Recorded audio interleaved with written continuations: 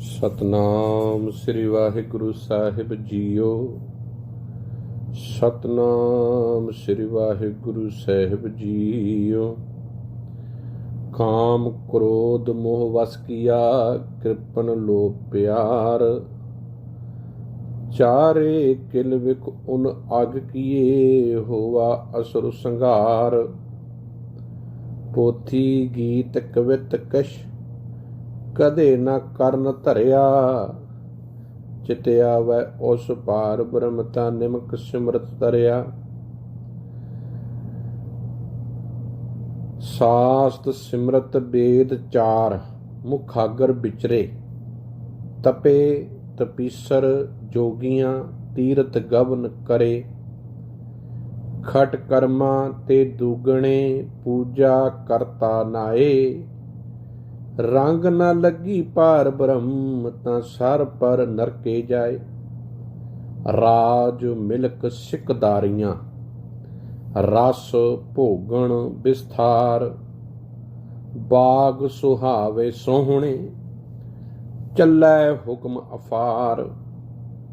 ਰੰਗ ਤਮਾਸ਼ੇ ਬਹੁ ਵਿਧੀ, ਚਾਏ ਲਗ ਰਹਿਆ।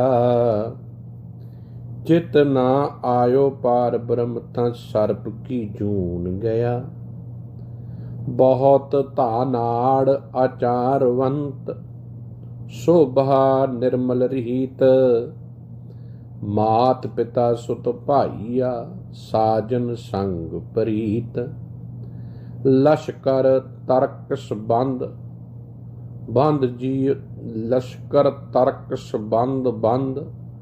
ਜਿਉ ਜਿਉ ਸਗਲੀ ਕੀਤ, ਚਿਤ ਨਾ ਆਇਓ ਪਾਰ ਬ੍ਰਹਮ, ਤਾਂ ਖੜ ਰਸਾਤਲ ਦੀਤ। ਕਾਇਆ ਰੋਗ ਨ ਛਿਦਰ ਕਿਛ, ਨਾ ਕਿਛ ਕਾੜਾ ਸੋਗ। ਮਿਰਤ ਨ ਆਵੀ ਚਿਤ ਤਿਸ, ਐਨਿਸ ਭੋਗੈ ਭੋਗ। ਸਭ ਕਿਛ ਕੀ ਤੋਨ ਆਪਣਾ, ਜੀਅ ਨਾ ਸੰਕ ਧਰਿਆ।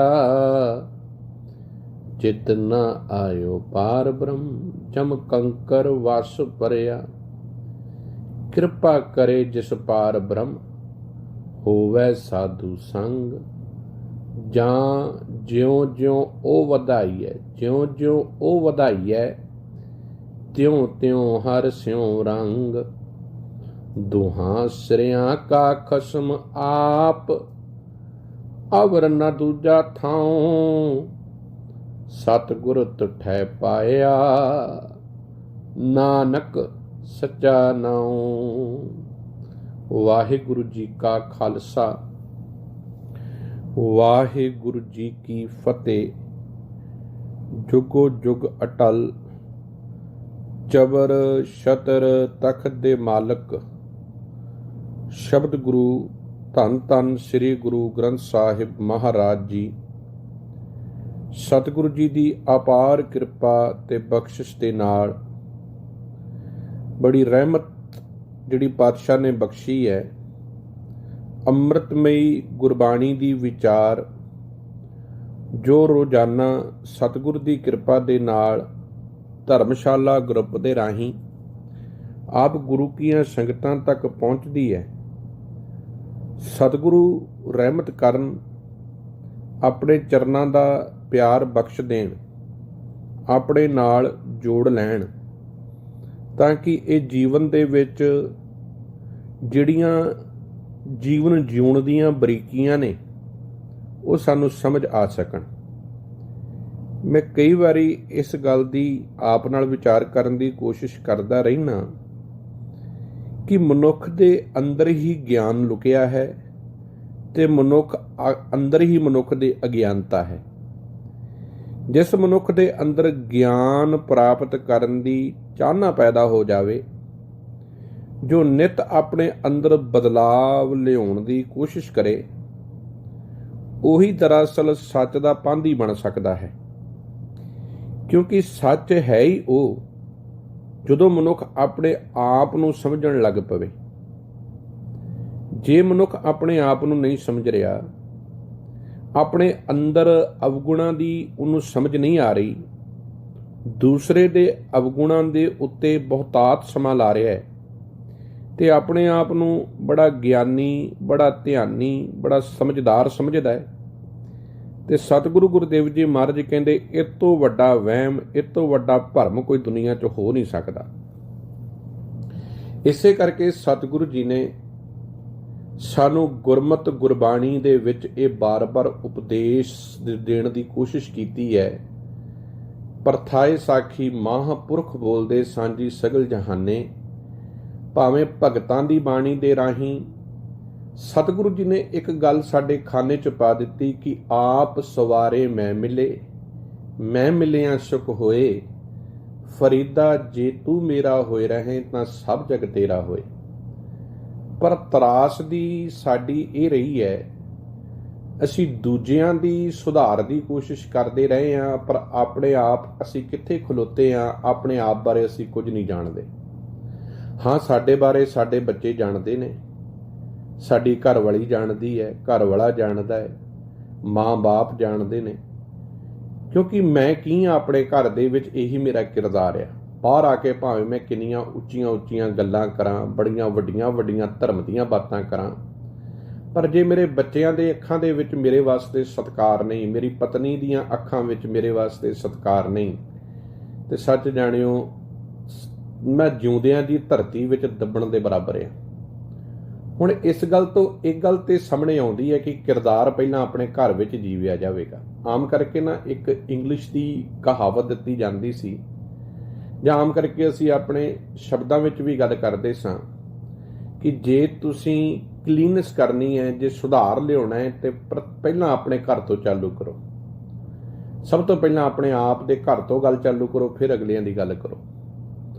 ਪਰ ਤਰਾਸਦੀ ਅੱਜ ਇਹ ਕਿ ਅਸੀਂ ਦੂਸਰੇ ਦੀ ਗੱਲ ਕਰਦੇ ਹਾਂ, ਆਪਣੇ ਘਰ ਵੱਲ ਸਾਡਾ ਧਿਆਨ ਨਹੀਂ, ਜਿਨ੍ਹਾਂ ਕਰਕੇ ਪ੍ਰਸਥਿਤੀਆਂ ਨਿਤ ਪ੍ਰਤੀ ਦਿਨ ਵਿਗੜਦੀਆਂ ਪਈਆਂ ਨੇ।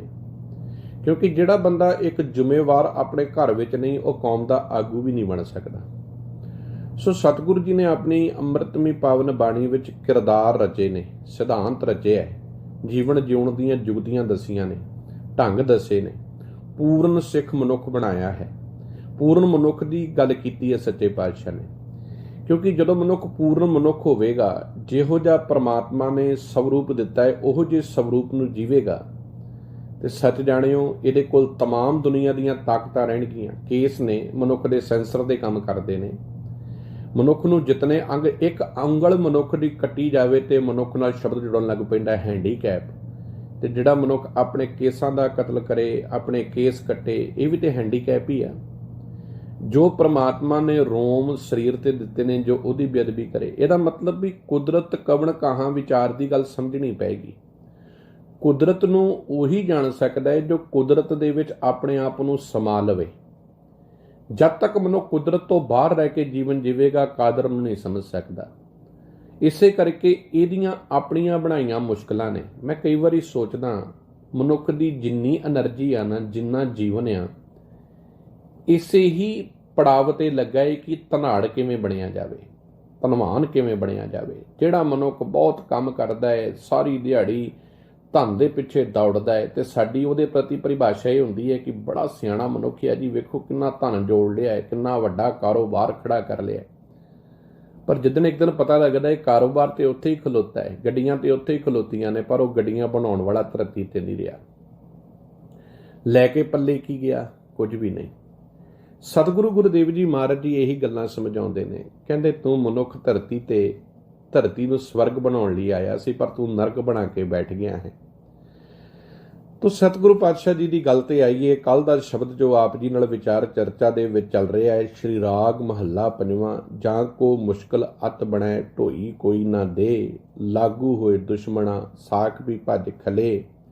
ਸਭੋ ਭੱਜੇ ਆਸਰਾ ਚੁੱਕੈ ਸਭ ਅਸਰਾਓ, ਚਿਤ ਆਵੇ ਉਸ ਪਾਰ ਬ੍ਰਹਮ ਲਗੇ ਨਾ ਤਤੀ ਵਾਓ। ਇਹਦੇ ਵਿੱਚ ਗੁਰੂ ਜੀ ਜਿਹੜੀ ਗੱਲ ਕਰ ਰਹੇ ਆ ਨਾ, ਕਹਿੰਦੇ ਮਨੁੱਖ ਦਾ ਟੇਕ ਪਰਮਾਤਮਾ ਤੇ ਨਹੀਂ ਹੈ। ਇਹ ਕਹਿੰਦਾ ਜ਼ਰੂਰ ਹੈ ਵਾਹਿਗੁਰੂ ਵਾਹਿਗੁਰੂ, ਰੱਬ ਦੇ ਅੱਗੇ ਅਰਦਾਸਾਂ ਵੀ ਕਰਦਾ ਹੈ, ਪਰ ਆਸਰਾ ਨਹੀਂ ਪਰਮਾਤਮਾ ਤੇ।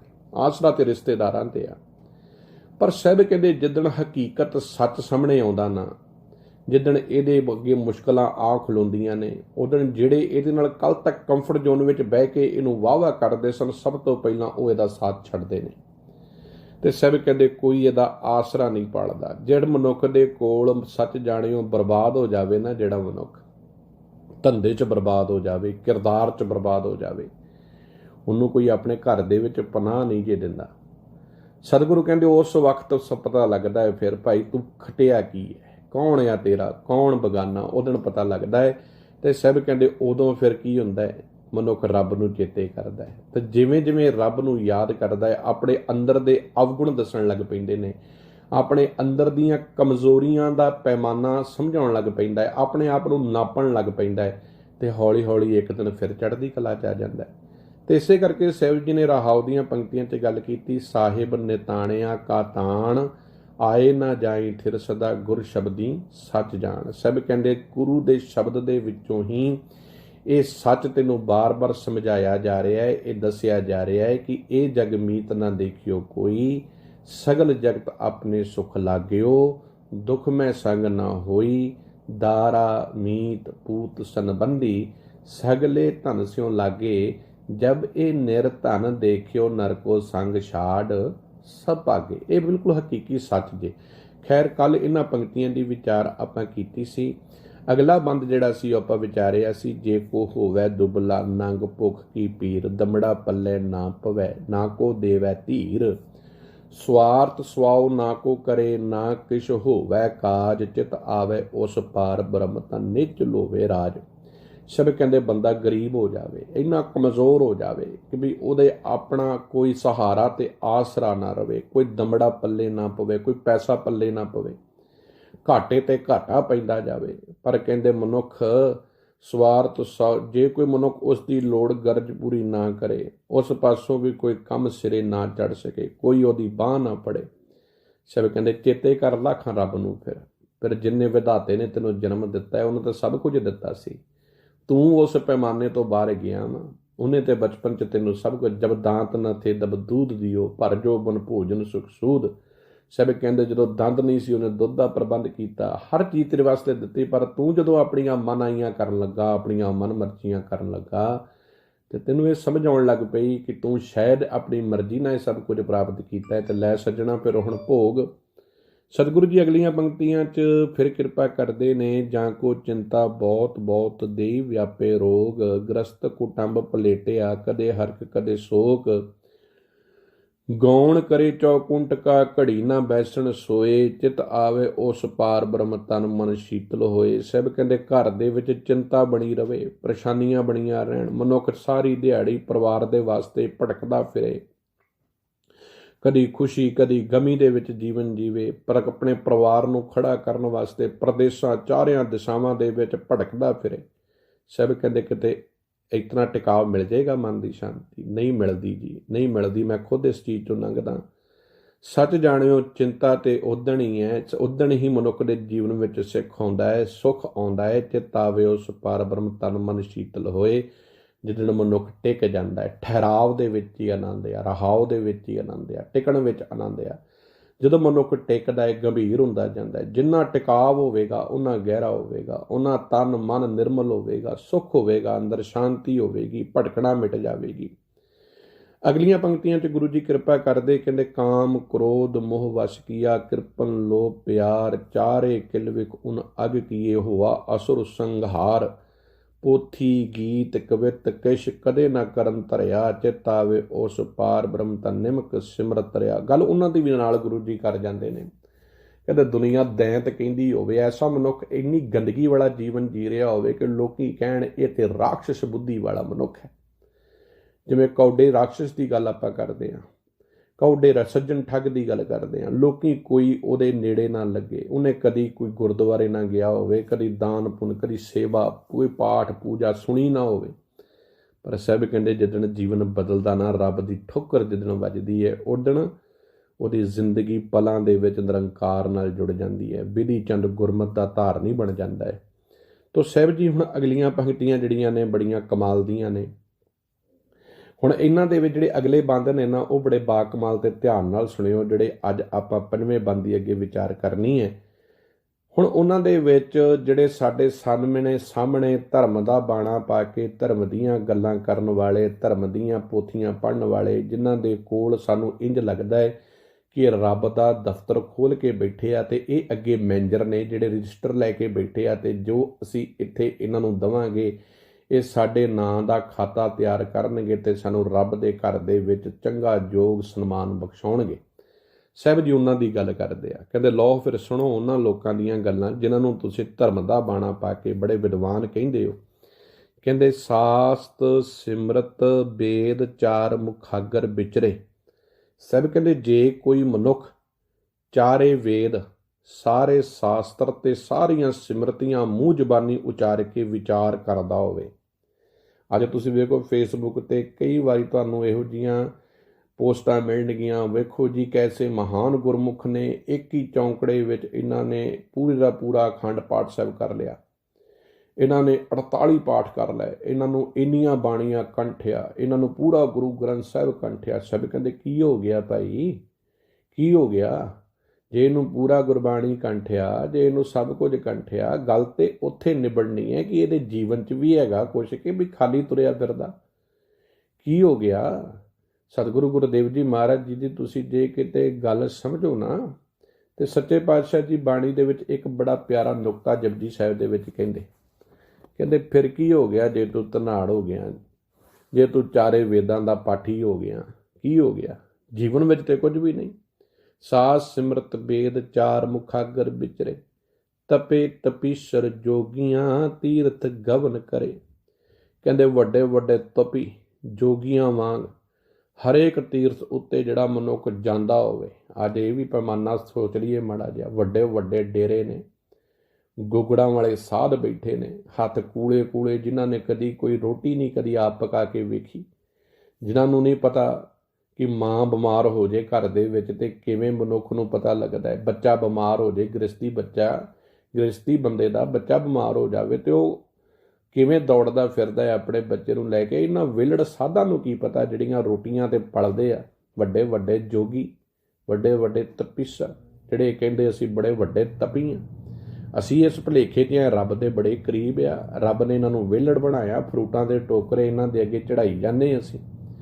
ਤਪੇ ਤਪੀਸ਼ਰ ਜੋਗੀਆਂ ਤੀਰਥ ਗਵਨ ਕਰੇ।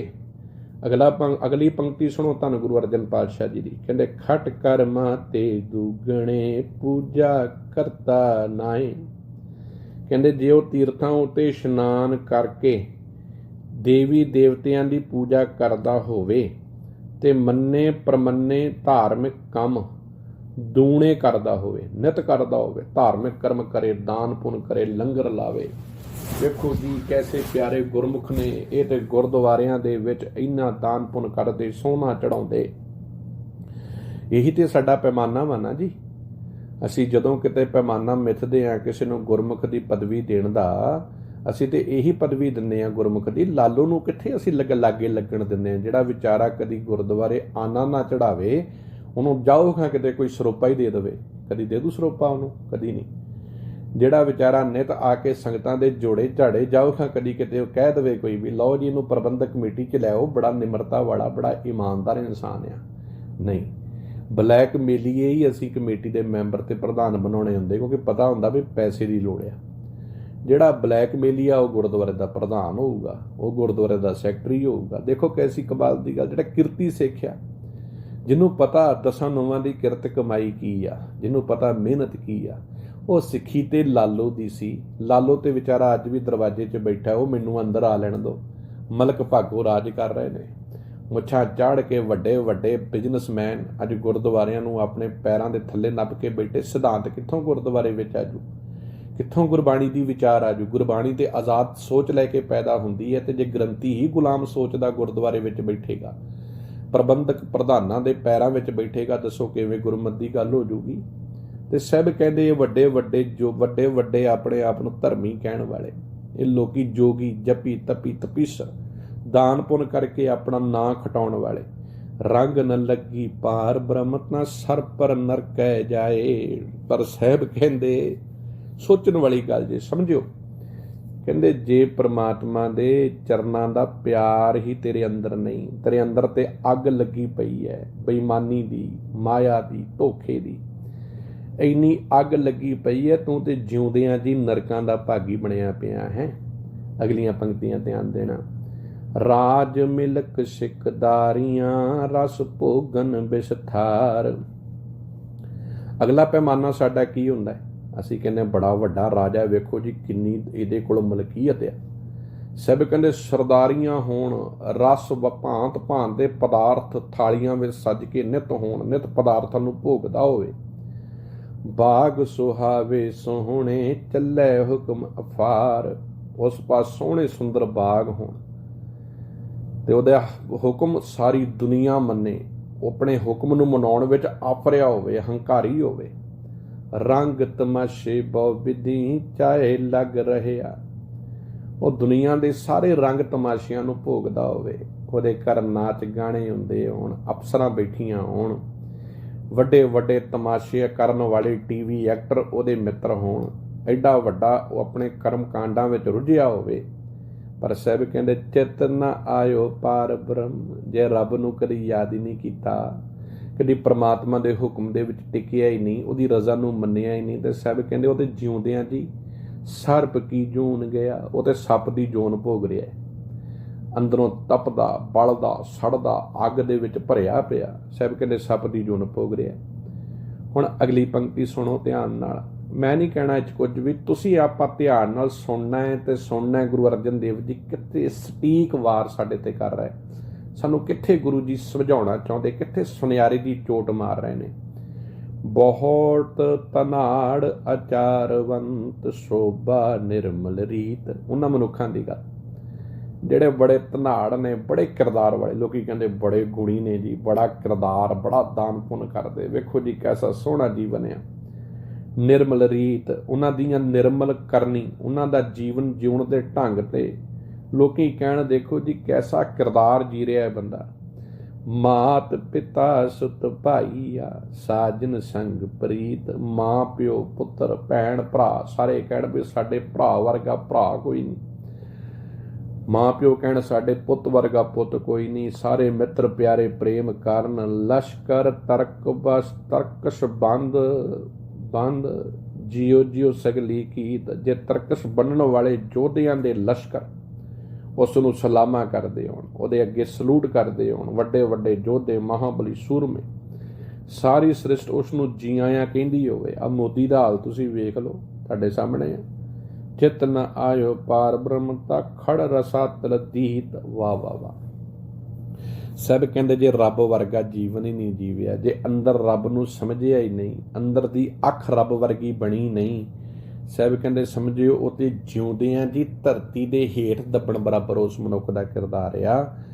ਕਾਇਆ ਰੋਗ ਨਾ ਸਿਦਰ ਕਿਛ ਨਾ ਕਿਛ ਕਾੜਾ ਸੋਗ, ਸਾਹਿਬ ਕਹਿੰਦੇ ਜੇ ਕਿਸੇ ਮਨੁੱਖ ਦੇ ਸਰੀਰ ਨੂੰ ਨਾ ਕਦੀ ਕੋਈ ਰੋਗ ਲੱਗਾ ਹੋਵੇ, ਨਾ ਕਿਸੇ ਤਰ੍ਹਾਂ ਦੀ ਕੋਈ ਤਕਲੀਫ ਆਈ ਹੋਵੇ, ਕਿਸ ਤਰ੍ਹਾਂ ਦੀ ਕੋਈ ਚਿੰਤਾ ਫਿਕਰ ਉਹਦੇ ਨੇੜੇ ਨਾ ਲੱਗੀ ਹੋਵੇ, ਮਿਰਤ ਨ ਆਵੀ ਚਿੱਤ ਤਿਸ ਐ ਨਿਸ ਭੋਗੈ ਭੋਗ, ਜੇ ਉਸ ਨੂੰ ਕਦੇ ਮੌਤ ਦਾ ਫਿਕਰ ਚੇਤੇ ਹੀ ਨਾ ਆਇਆ ਹੋਵੇ, ਤੇ ਜੇ ਉਹ ਦਿਨ ਰਾਤ ਦੁਨੀਆ ਦੇ ਭੋਗ ਪਦਾਰਥ ਭੋਗਦਾ ਰਿਹਾ ਹੋਵੇ, ਸਭ ਕੁਛ ਕਿ ਸਭ ਕਿਛ ਕੀ ਤੌਣ ਆਪਣਾ ਜੀ ਨ ਸੰਕ ਤਰਿਆ, ਜੇ ਉਸਨੇ ਦੁਨੀਆ ਦੀ ਹਰੇਕ ਚੀਜ਼ ਨੂੰ ਆਪਣੀ ਬਣਾ ਲਿਆ ਹੋਵੇ, ਕਦੇ ਉਸ ਦੀ ਚਿੱਤ ਵਿੱਚ ਆਪਣੀ ਮਲਕੀਅਤ ਬਾਰੇ ਕੋਈ ਸ਼ੰਕਾ ਹੀ ਨਾ ਉੱਠੀ ਹੋਵੇ।